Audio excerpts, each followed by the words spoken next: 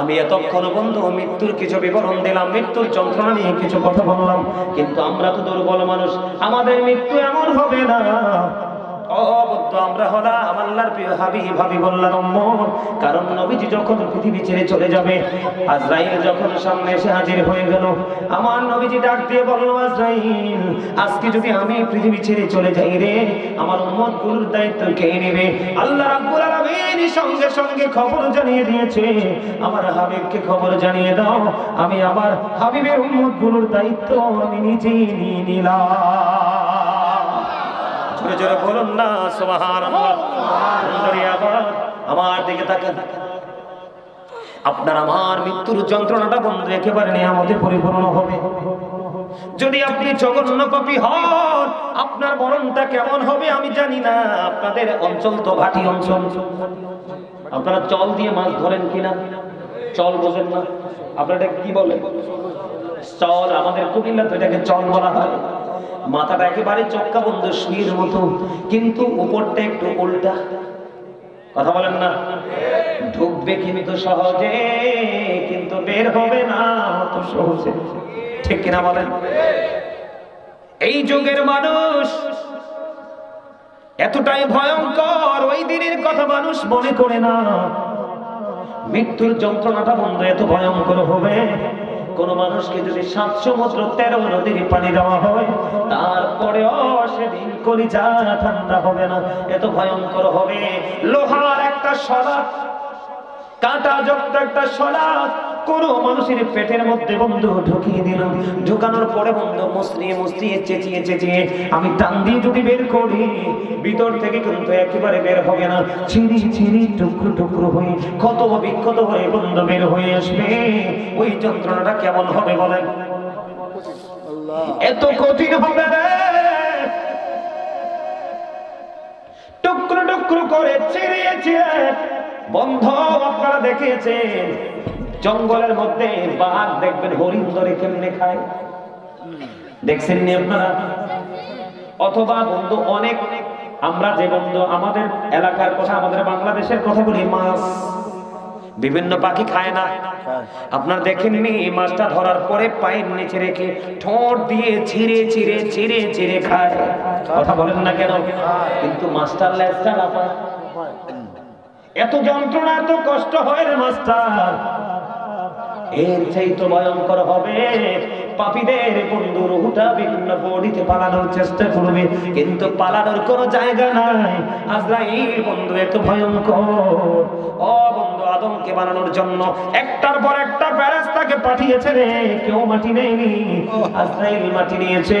আল্লাহ আজরাইলের পাওয়ারটা দেখেছে, দেখে তাকে মৃত্যুর দায়িত্বটা দিয়েছে। এত ভয়ঙ্কর হবে মৃত্যু। সবচেয়ে বড় ভয়ঙ্কর খবর হলো, তুমি যদি নেইমারকে ভালোবাসো, শয়তান নেইমারের সুরতে আসবে। তুমি যদি মেসিকে ভালোবাসো, মেসির সুরতে শয়তান আসবে রে।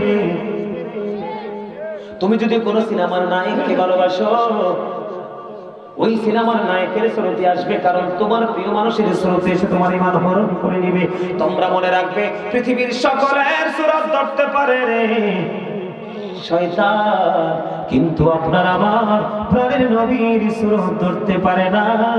এই জন্য আমি বেশি বেশি করে বলি, বন্ধু নবীকে প্রাণের চাইতে বেশি ভালোবাসো, তোমার নবী তোমার সাকারাতের বিছানায় এসে হাজির হয়ে যাবে। আর বন্ধু, যদি আপনি মুমিন হন, আজকে যারাই যুবকেরা জান্নাতের বাগানে, বন্ধু অন্তরঙ্গ যুব সংগঠনের সদস্যরা রে, ও ভাই, আমি তোমাদেরকে বলছি, তোমরা শোনো, তোমাদের পাওয়ার, তোমাদের মরণ কিন্তু এত ভয়ঙ্কর হবে না, কারণ তোমার আমার মৃত্যুর যন্ত্রণার ভার নবী নিয়ে নিয়েছে। আল্লাহর প্রিয় হাবিবের আশিক, তাদের মরণ কেমন হবে আমি বলি। তোমরা যদি তোমাদের এই পৃথিবীতে আজকের পর থেকে তুমি মৃত্যু পর্যন্ত এভাবে কাজে লাগাইতে পারো, আমার দিকে তাকান বন্ধু, আল্লাহ মৃত্যু যখন আপনার আমার প্রাণ পাখি নিতে আসবে, ধরেন এক্সাম্পল দিচ্ছি, হাতের দিক দিয়ে নিতে চাইবে, হাত বাধা দিবে, না রে না, আমার দিকে অগ্রসর হইও না, কারণ আমি এই হাতে আল্লাহর পথে দান করেছি, এই হাতেই আমি কোরআন ধরে ধরে তেলাওয়াত করেছি, সকল ভালো কাজের সাক্ষী হাত দিবে, কি দিবে?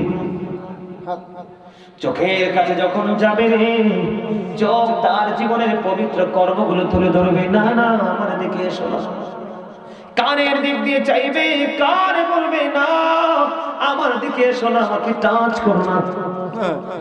পায়ের দিকে আসবে, পা তেমনি ভাবে বলবে। বন্ধু সমস্ত অঙ্গ প্রত্যঙ্গ এমন ভাবে বন্ধু বলতে থাকবে আমাকে টাচ করো না। একটা পর্যায়ে মৃত্যু আল্লাহর কাছে দরখাস্ত করে দিবে, আল্লাহ তোমার এমন বান্দার কাছে আমারে পাঠাইলা, তোমার এই বান্দার সমস্ত হাত পা চোখ কান ঝিকিঝি করতেছে, আমি কোনোভাবেই তার ভিতরে প্রবেশ করতে পারছি না, আমি কোনোভাবেই তার ভিতরে ঢুকতে পারছি না গো আল্লাহ, আমি কেমন করে তার প্রাণটাকে বের করব? আল্লাহ একটা ডাক দিয়ে বলে, আজরাইল তুমি আমার ওই বান্দার রূহটা এমন ভাবে তুমি কবজ করতে পারবা না, তুমি জান্নাতে চলে যাও, জান্নাতে চলে যাও, ওখানে একটা সুগন্ধযুক্ত একটা ফল আছে যেটার নাম হলো সেফ ফল। ওই ফলটা যখন তুমি জান্নাত থেকে নিয়ে আসবে, আমার প্রিয় বান্দার সামনে যখন তুমি ধরবে, সামনে ধরার পরে তুমি দেখতে পাবে যেন ভিতর থেকে পানি বের হওয়ার মতো কিছু বের হচ্ছে, ওই পানির সাথে সাথে তার রূহটা বের হয়ে যাবে। বন্ধু মুমিনের রূহটা ওই সাফ ফলের ঘ্রাণের সঙ্গে সঙ্গে ভিতর থেকে বের হবে। অন্য হাদিসের মধ্যে এসেছে, দেখবেন কোন আল্লাহওয়ালা মানুষ যখন মারা যায় তার গায়ে কিন্তু চিকন ঘাম দেয়, দেয় কি দেয় না? আল্লাহর নবী বলেছেন মুমিনের রূহটা এই ঘামের সাথে বের হয়ে আসে। সুবহানাল্লাহ বলেন না? মৃত্যুর তো একটু যন্ত্রণা আছেই, একেবারে যে নাই তা তো না। কথা বলেন না কেন? আমাকে যদি কেউ চিমটি দিয়ে আমি বেশি পাবো না, একটু হলো তো ব্যথা পাবো। কিন্তু দেখেন আল্লাহ আল্লাহর প্রিয় হাবিবের উম্মতগুলোকে, প্রেমিকদেরকে বাঁচানোর জন্য বন্ধুরে আমার মৃত্যুর সময় জান্নাতি পোশাক আপনার জন্য বরাদ্দ দেওয়া হবে। মুমিনেরা ওই জান্নাতি পোশাকটার দিকে শুধু নজর দেবে, পোশাকের দিকে যখন বন্ধু নজর দেবে, ওই পোশাকের দিকে তাকায় থাকবে, কখন এটা বহন করবে, কখন এটা বন্ধু ধারণ করবে, কখন এটা পরবে, পরিধান করবে, ওই পোশাকের প্রেমে পড়ে যাবে, ওই দিক দিয়া তার প্রাণ পাখিটা বের করে নিয়ে যাবে। জোরে জোরে বলুন সুবহানাল্লাহ, আর জোরে বলেন সুবহানাল্লাহ। আপনার আমার ভালো কাজ করতে হবে বন্ধু। আসার সিরিয়াল পৃথিবীতে আছে, যাওয়ার কোনো সিরিয়াল নাই। কথা বলেন না কেন? মরণ আপনার হবে কিনা? মরণটা কি বোঝেননি? মরণটা আমি আপনাদেরকে বলি, মরণ হলো দেহ থেকে আত্মাটা বের হয়ে যাওয়া। কি হয়ে যাওয়া? দেহ থেকে রুহটা বন্ধ বের হয়ে যাওয়া। দেহ থেকে যখন রুহটা পাখিটা বের হয়ে যাবে রে, তখনই বন্ধু আপনি আমি মৃত। এখন মৃত্যুবরণ করার পরে আমরা যাব কোথায়? কথা বলেন না? শেষ করে দিব, বিরক্ত হয়ে তো। কোথায় যাব? কথা বলেন। কোথায় যাব? কবরে চলে যাব। কবরটা কেমন হবে আপনি আমি জানি না। কথা বলেন, জানি? আল্লাহ রাব্বুল আলামিন জানিয়ে দিয়েছে বন্ধু, আমার দিকে তাকান। আল্লাহ রাসূল হাদিস শরীফে জানিয়ে দিয়েছেন, আল কবর রাওজাতুন মিন রিয়াদিল জান্নাতি আও হুফরাতুন মিন হুফারিন নার। আল্লাহু আকবার বলেন। একবার শর্ট করে বলছি বন্ধু, কবরটা জান্নাতের একটা বাগান হবে, কবরটা জাহান্নামের একটা গর্ত হবে, নবীজি বলে দিয়েছে। এই দিক দিয়ে কোরআন শরীফের সূরা ফিতরের মধ্যে আল্লাহ রাব্বুল আলামিন তিনি জানিয়ে দিয়েছেন,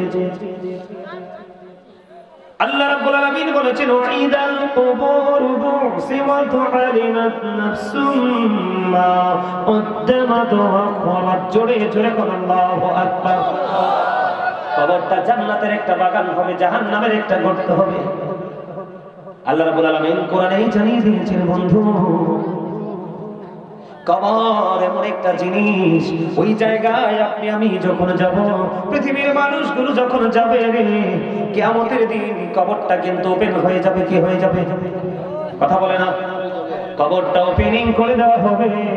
তখন আপনার আমার জীবনে কে কি করেছি আর কি করিনি সবগুলো আপনার আমার চোখের সামনেই থাকবে। এড়িয়ে যাওয়ার সুযোগ আছে নি? কথা বলেন, আছে? এড়িয়ে যাওয়ার সুযোগ নেই বন্ধু, আমার দিকে তাকান। হাদিস শরীফের মধ্যে এসেছে, কবর, কবরে যখন যাবে মানুষ, কবরের রূপ হবে বন্ধু তিনটা। কয়টা রূপ হবে? তিনটা। একটা হবে বন্ধু ইমানদারের নমুনা, আরেকটা হবে মুনাফিকের, আরেকটা হবে বেঈমান কাফেরদের। ইমানদার যখন বন্ধু কবরে যাবে, প্রশ্ন যখন করা হবে, নবী সম্পর্কে প্রশ্ন করতে দেরি রে, সঙ্গে সঙ্গে সে সাক্ষী দিয়ে দিবে, আমি সাক্ষ্য দিচ্ছি যে ও বন্ধু, আল্লাহ ছাড়া কোনো মাবুদ নেই, আল্লাহর প্রিয় হাবিব আপনার আমার প্রাণের নবী, আল্লাহ রাব্বুল আলামিনের প্রিয় বান্দা এবং আল্লাহর প্রিয় হাবিব। সুবহানাল্লাহ বলেন না? আমরা কি এখন সাক্ষী দেই কি দেই না? আশহাদু আল্লা ইলাহা ইল্লাল্লাহ ওয়া আশহাদু আন্না মুহাম্মাদান আবদুহু